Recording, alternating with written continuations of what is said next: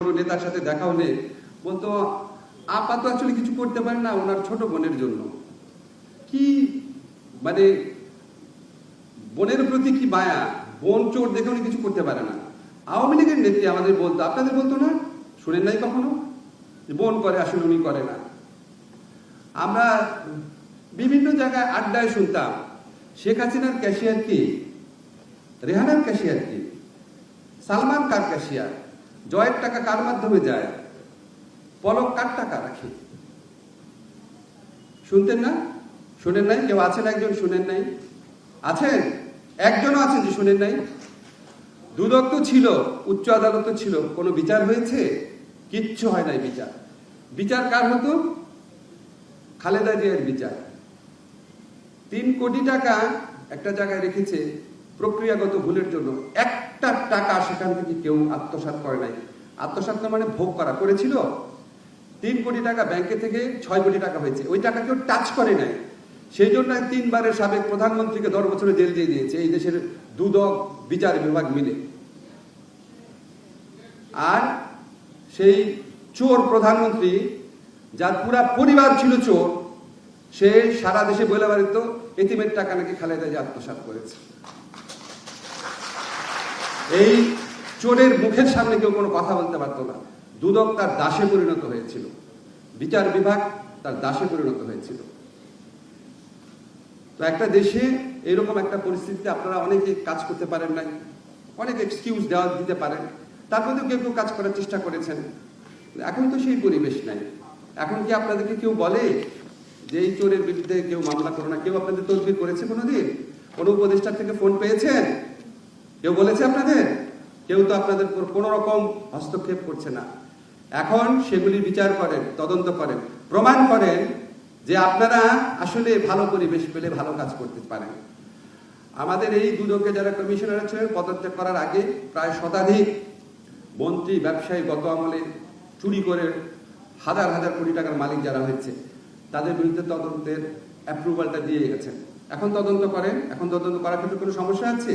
করে আপনারা দেখান যে আপনাদের হৃদয়ও ওইরকম ওদের দ্বারা পলিউটেড হয় নাই, ভালো পরিবেশ পেলে আপনারা কাজ করতে পারেন। এটা দেখান। এটাই হচ্ছে সবচেয়ে বড় আপনাদের কাছে আমাদের আকাঙ্ক্ষা, সারা দেশের আকাঙ্ক্ষা। আর আন্তর্জাতিক দুর্নীতি বিরোধী দিবস আমরা পালন করি, প্রতিপাদ্য দিবস, অনেক কিছু বলি আমরা, দুদকের কথা বলি, বিচার বিভাগ বলি, আইন, সংবিধান, অনেক কথা বলি, ধর্মের কথা বলা যায়। কোনো ধর্ম দুর্নীতি অ্যালাউ করে না। আমি যখন থেকে পুরোপুরি ধর্মচর্চার দিকে মানে সম্পূর্ণভাবে যখন নিবিষ্ট হই একটা সময়, আমি প্রায় দেখতাম যে একটা মানে হাদিস আছে, একটা কথা আছে যে যার টাকা আপনার অবৈধভাবে অর্জিত তার কোনো প্রেয়ার কবুল হয় না, তার কোনো দোয়া কবুল হয় না। এটাকে আপনারা শুনেছেন? তো তারপর আমার একটা জিনিস ভেবে খুব অবাক লাগতো যে যারা চোর, দুর্নীতিবাজ, এটা কি বিশ্বাসে, কি আস্থা নিয়ে নামাজ পড়তে আসে, আবার হজ করে 2 বার 3 বার, বড় বড় কথা বলে। আপনার তো কোনো মোনাজাতি কবুল হয় না, আপনার তো প্রার্থনা করার দরকারই নেই।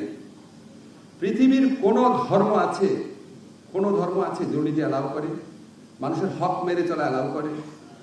তো আপনি যদি দুদক, আইন, সংবিধান এগুলি সব বাদ রাখেন, আপনার যদি মিনিমাম, আমরা সবাই বলি আমরা ধার্মিক মানুষ, একটা ধার্মিক মানুষ অসৎ হয় কিভাবে অন্যের হক মেরে খায়, কিভাবে নিজের আমানতের খেয়ানত করে, কিভাবে নিজের ডিউটি ব্রিচ করে, সবাই আমরা যদি এরকম করে ভাবতে শিখি, আমার মনে হয় কোনো আইন টাইন দরকার নাই। আপনি যদি সত্যি রিলিজিয়াস হন, যেই ধর্মে বিশ্বাস করেন, এবং আপনি ধর্ম শুধু না, আপনি যদি নিজের বিবেকের দিকেও তাকান, আপনি যদি নিজের পরিণতির দিকেও তাকান।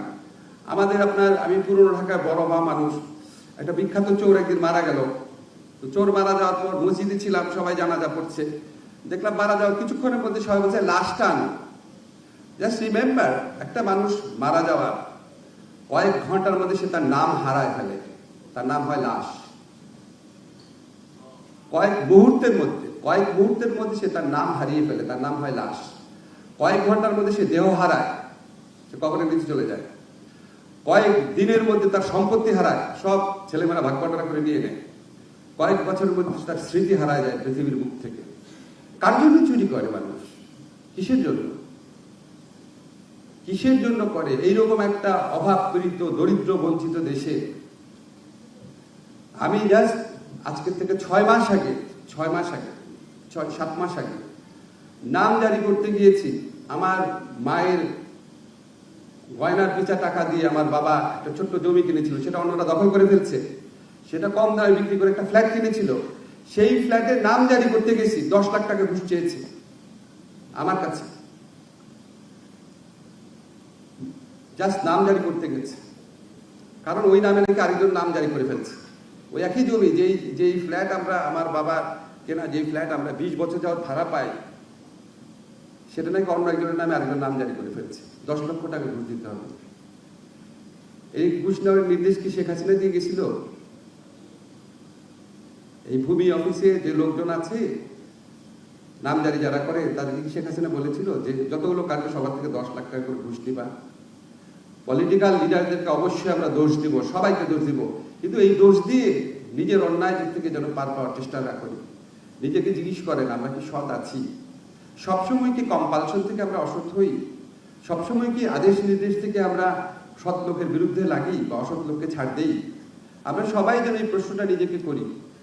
ইফতেখার ভাই বলেছে আমাদের সমাজে অনেক সৎ মানুষ আছে। আমার বন্ধুদের মধ্যে আমি মাঝে মাঝে বলি, আমি যে মানুষ যখন হতাশ হয়, যখন নিজে হতাশ লাগে, আমার যারা কলিগ আছে, ইফতেখার ভাই তাদের অনেককে চিনে, ঢাকা ইউনিভার্সিটি আইন বিভাগে, একদম গর্ব করে বলতে পারি তাদের ম্যাক্সিমামকে 1000 কোটি টাকা দিয়ে কেনা যাবে না।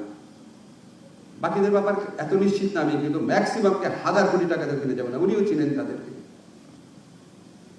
বহু সৎ মানুষ বাংলাদেশে আছে, কিন্তু 100 জনের মধ্যে যদি 80 জন সৎ থাকে আর 20 জন যদি অসৎ থাকে, সেই 20 জনের মধ্যে 10 জন যদি আবার ক্ষমতাবান জায়গায় থাকে, তাহলে একটা দেশ অনাচার, দুর্নীতি, পাপাচারে ভরে ওঠে।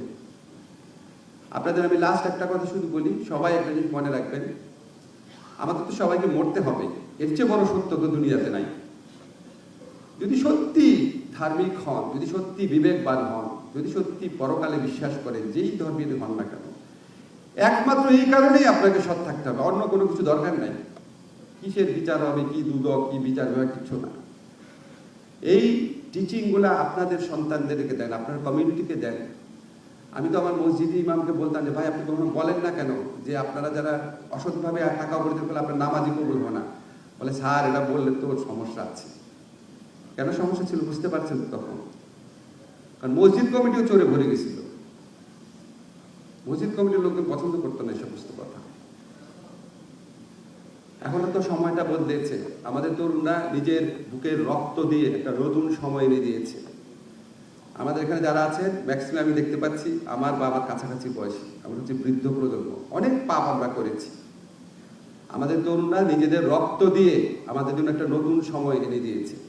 আসেন আমরা তাদের থেকে শিখি, তাদের প্রত্যাশার প্রতি শ্রদ্ধাবান থাকি এবং অন্তত নিজের জায়গা থেকে যতটা ভালো কাজ করা যায় করি। এই সরকার থাকবে না, একসময় পলিটিক্যাল সরকার থাকবে।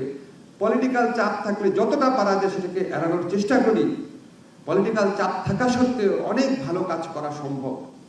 যেখানে পলিটিক্যাল চাপ থাকবে না সেখানে তো ভালো কাজ করা সম্ভব হয়। সেই সমস্ত জায়গায় যেন একটা অন্যায় না করি, এই প্রত্যয় আমাদের থাকুক। তাহলেই আমাদের এই জুলাই যে গণ অভ্যুত্থান আছে, তাহলেই যে আমাদের 71-এর মুক্তিযুদ্ধ আছে, সেটার প্রতি সত্যিকারের শ্রদ্ধা জানানো হবে। ধন্যবাদ সবাই।